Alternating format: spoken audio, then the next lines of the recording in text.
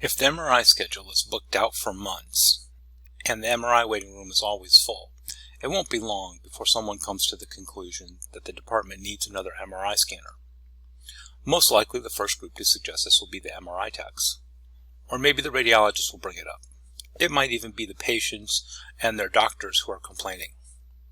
Whatever group it is will bring their concerns about how long it's taking to get MRI studies done to the radiology director.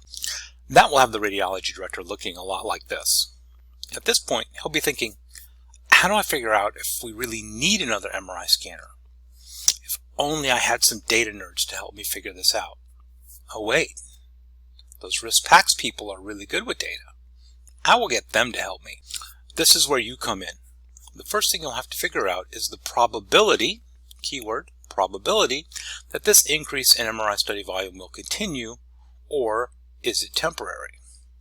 There are a lot of factors that can cause a temporary increase in study volume.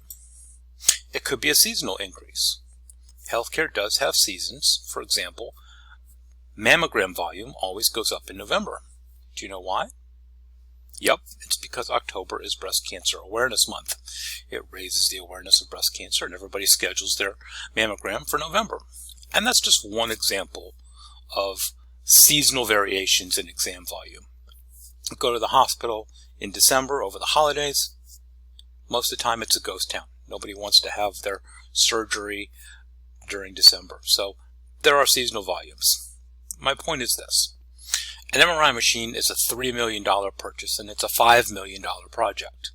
Nobody's going to approve that kind of funding unless you can prove beyond all doubt that MRI exam volume is on the rise and it will continue to stay at a high level or even grow further for years to come, so that you can generate more revenue to cover the cost of a $5 million project. Once you've determined that this is not a temporary event, but instead it is most likely a continuing growth trend, you will need to prove that hypothesis. To do this, you'll need to gather procedure volume data over a long scale and be able to prove that this is, in fact, a trend. And this is where you will gather and analyze time series data. Keyword, time series data.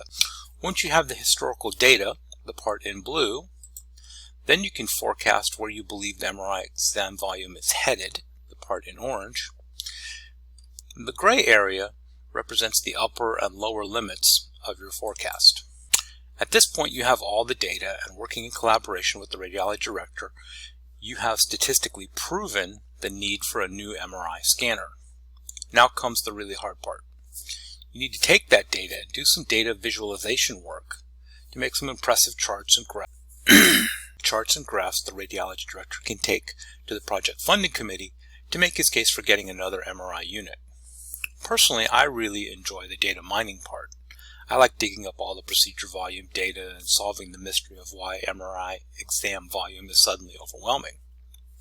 I'm not particularly good at, nor do I enjoy, creating charts and graphs, so that part is hard for me, but maybe you will enjoy it.